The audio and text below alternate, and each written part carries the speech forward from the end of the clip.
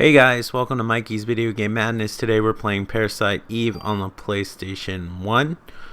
This is a great game. It's like a hybrid of a survival horror and RPG.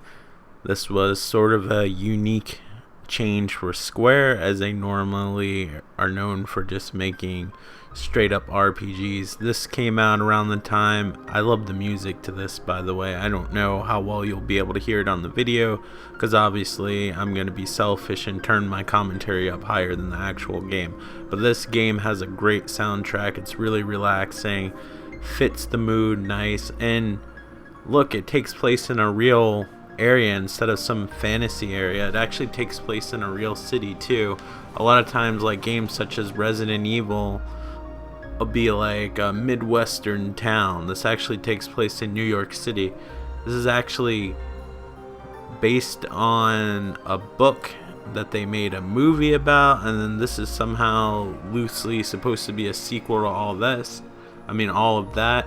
And then the sequel to this game, it follows the adventures of the main character, Aya. I believe that's how you say her name. If I'm saying it wrong, feel free to correct me. I know a lot of you like to do that on YouTube. But yeah, it follows her adventures. And then there's a third game on the PSP called Third Birthday. The second game, if I didn't mention it, which I don't believe I did, is also on the PlayStation 1. Great series. I think they need to go back to this game style though. Like each game has a very unique style, but Third Birthday is like a completely different game that shares some themes, but it's its own storyline. Parasite EVE 2 is actually a sequel to this game, but it plays different. This game is like a RPG survival horror game, and it takes place in a real city, which is New York, and it's really cool. And you actually like have a gun, and you have to like keep track of your bullets and stuff like that. You do that in the second game. The second game actually plays a lot more like Resident Evil with tank controls. This actually has analog controls, which is pretty awesome for this type of game. That's pretty actually uncommon, and but it works quite well. It kind of caught me off guard. The only thing that they make you use the analog stick for that I don't really care for is when you're trying to put in type or use the menus or anything like that. You have to use the analog stick, and it's really awkward and clumsy. I wish they had the digital pad still working. I am using the PlayStation 3 to play. I guess this is original hardware. This is actually my physical copy. I actually got a physical copy of this game not too long ago, and I was pretty stoked about that. I could easily, and you can easily, download this game on the PlayStation Network store, I think for like $5 or $10. I think it's a $10 game because it's technically 2 CDs. If you get the game, the original game, the black cover, it'll say 3 CDs, but the third disc is actually a demo disc showing you what Square has to offer in the future. Because after Final Fantasy VII, as I was saying before, like Square kind of experimented, because I guess they had a shitload of money and they were able to take more chances. So they went into different genres, like the shooter. I did a video of it before, I believe. I think it did. It's been so long. Like I can see the game. It's like a name that I wouldn't normally use ever. It's like I can't handler or something like that.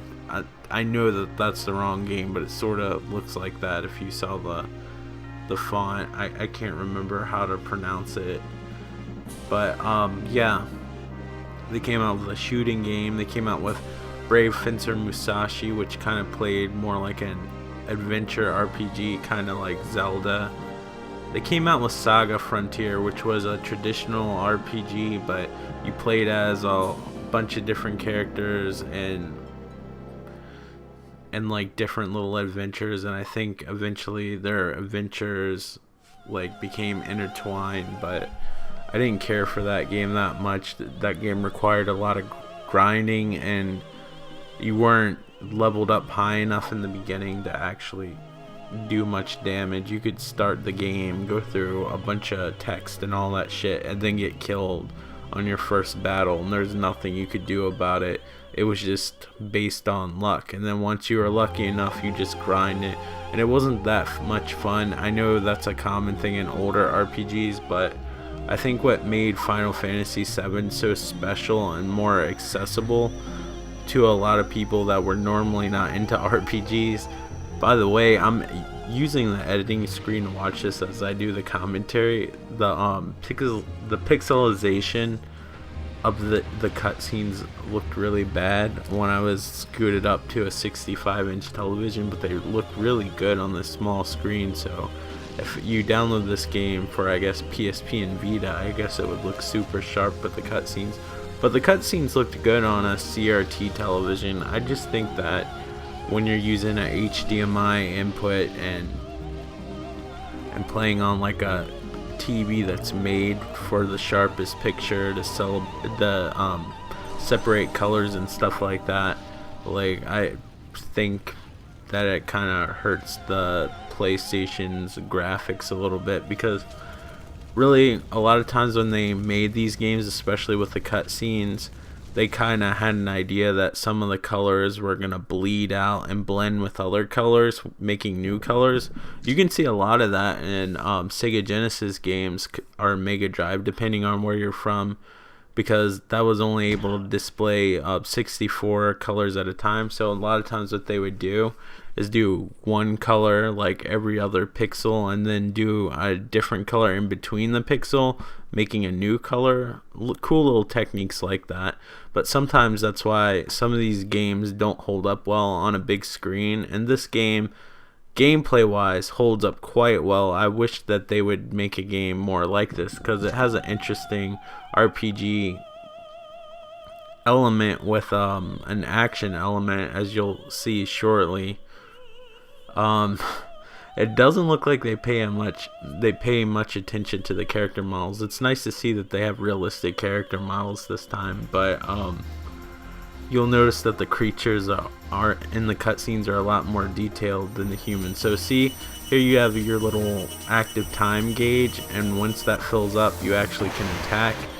But while that's filling up, and then when you attack, you have that little thing that looks like the Epcot Center that surrounds you. That's your range of your attack. So if the enemy isn't within your little Epcot Center, your wired frame Epcot Center, we'll just call it that. I don't know what the game refers to it as.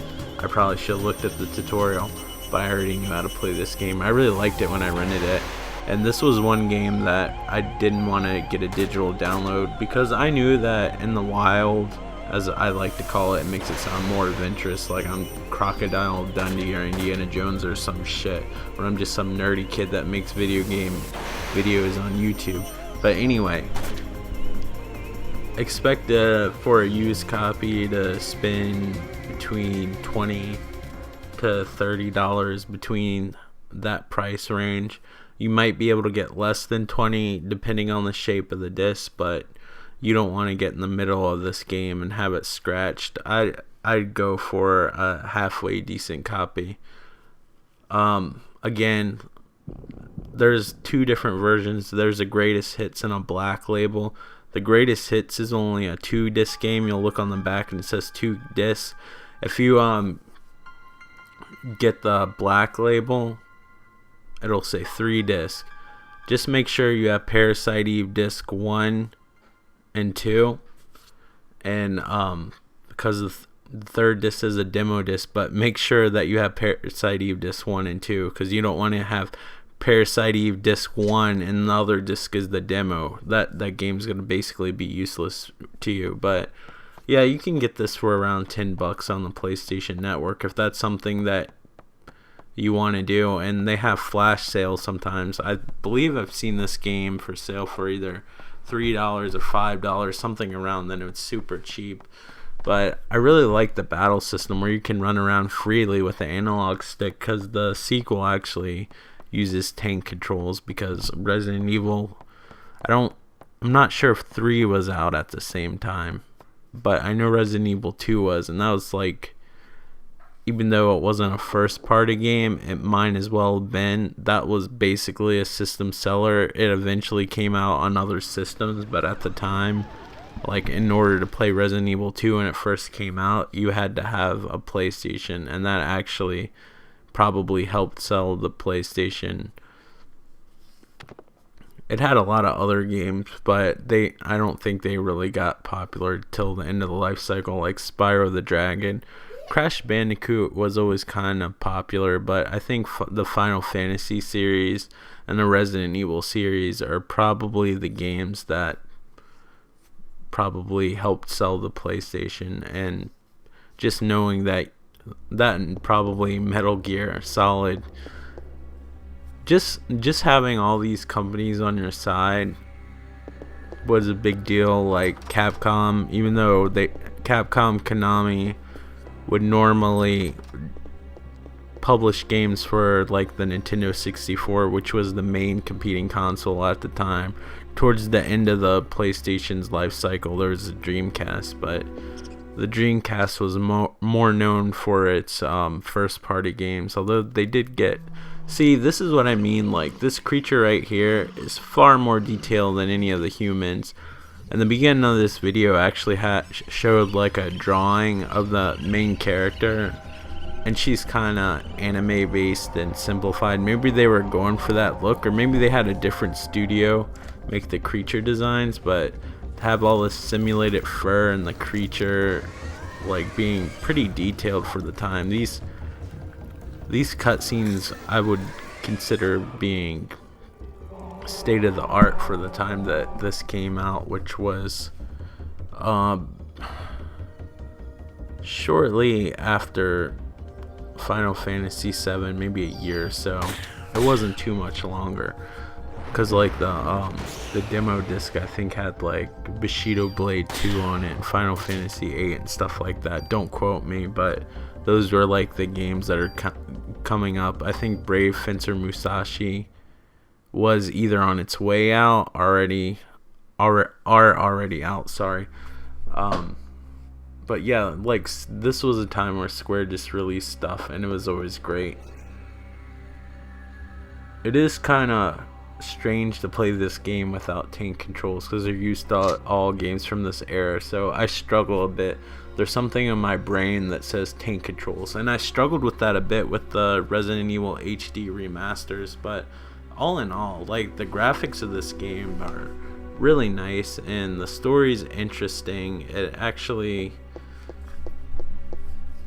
is based on a book, and then they made, I don't know if the movie came out in the theater or not. It's all Japanese. I don't know if anything got translated here, but there were things that were called Parasite Eve, like a book called Parasite Eve, and I think the movie was Parasite Eve as well, and I think they're all sequels to each other, and this follows it up. But at least here in America, like, nobody knows much about that stuff. I don't even know that much about it. I actually found like an old Electronic Gaming Monthly magazine that had a picture of Aya, again, if I'm saying her name wrong, which is the girl we're playing as here. If I say her name wrong, I apologize. I had a picture of her and Brave Fencer Musashi, and it was talking about how the PlayStation was getting more imports from Square. The Square did release a lot of stuff that didn't come out here, like for instance the Final Fantasy games. Like, we had Final Fantasy 3 and then 7 came out. That was really confusing because Final Fantasy 3 here was actually 6. Final Fantasy 2, 3, 4, and 5 didn't come out here. So the last Final Fantasy that came out here was actually 4 did come out here. Sorry, 4 is Final Fantasy 2 on the Super Nintendo. Sorry, don't mean to confuse you. So before Final Fantasy 7, we only got the first Final Fantasy, Final Fantasy 4, and Final Fantasy 6. So it was super confusing. So is that there were sequels, The Secret of Mana, which people weren't aware of. There was a lot of stuff, and then Square was starting to release like all their games. I think we got like Legend of Mana or something. That game was okay. It wasn't great. I think that's what it was called. But we got that, and Brave Fencer Musashi, which I did an early video of, record it with a camera. I probably need to go back and make a new one, because I absolutely love that game. I adore it, and I like the fact that you can buy little action figures of all the character models, and you push the button, they do like a little action figure. Man, Square has such a rich library, especially now that Enix has joined and they have like the Dragon Quest series and whatever other series they work on. I guess Star Ocean is one of them. But yeah, they have such a rich library now. I wish they would dip back in some of these past games. I know they're pushing the Dragon Quest games a lot. I keep on wanting to call it Dragon Warrior because that's what it was called in the US until Dragon Quest 7, I believe, came out. It might have come out a little bit after Dragon Quest 1 and 2 on the Game Boy Color, but I can't remember exactly. But that's around the time. Like before that, it was always Dragon Warrior 1, 2, 3, 4 on the regular Nintendo, and then we didn't get 5 and 6, which was on the Super Nintendo. I think we'll get a DS version. But anyway, this game's wonderful. Try it out. You have many options. You shouldn't spend a lot if you want to buy a physical copy. I recommend a physical copy just because I like the artwork and having a physical copy. But you can get it from the PlayStation Network store. And thank you guys so much for watching. And I appreciate you being patient with my all over the place commentary as always. Thank you guys and take care. Bye. If you want to, like, comment, and subscribe. Thanks for watching.